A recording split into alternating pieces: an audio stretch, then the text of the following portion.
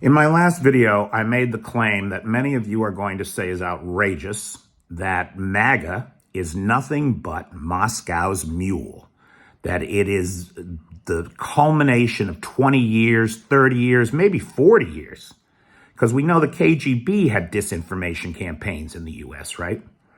But I want you to think about this with me. Let's start with the NRA.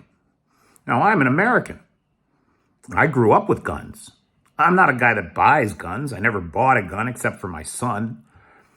But every gun that I ever owned, I could tell you which one of my relatives, ancestors even, bought that gun, where they bought it, why they bought it, who it went through before it came to me.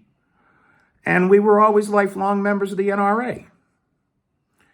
You look at gun legislation in the United States. The first gun legislation in the 70s was written by the NRA. You look at the NRA charter and what it says in there, the original charter for the NRA and its mission statement to affect, I think I'd have to look at the exact wording, but it's something to the effect of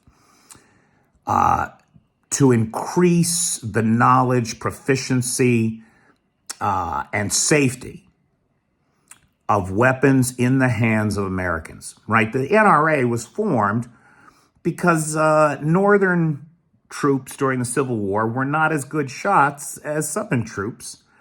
And so it was principally formed like the way the Swiss do things with guns, to train people how to use them, how to shoot, how to handle them safely. Maria Butina, a convicted Russian spy, who just recently was on stage with the American traitor Scott Ritter, disgusting propagandist, opportunist. We know she funneled at least $2 million into the pockets of the NRA. Now, let me ask you, why would the Russians be interested in funding an American gun lobby association? And how long have they been doing it? We know Putin's strategy, right? Amplify and divide. Take a difference between that reasonable people have and make one side an absolute. And the right of gun ownership is one of the, I would call it an angel of our better natures in the United States. Right? We think that human beings have the right to defend themselves from tyranny. And if they want to be armed to do that, then so be it. Right? That's a fundamental right. But it's not an absolute right. I don't have a right to buy a tank. I don't need a tank. I shouldn't have a tank. No one should trust me with a tank. Right? Why would you? Don't give me a tank. And I respect your right to own weapons. I do not respect your right to own weapons if you are a danger to your community. I want your weapons taken away. And everybody that shoots in the United States knows when you go to the gun range, there's always that one asshole who shows up and you think oh, geez, Richard is here. We're going to die. They make us unreasonable by pushing these agendas of absolutism.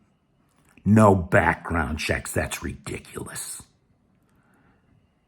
It is my firm belief that for at least, we know for 20 years of Putin, he's been funding these kinds of disinformation campaigns to try to fracture the United States.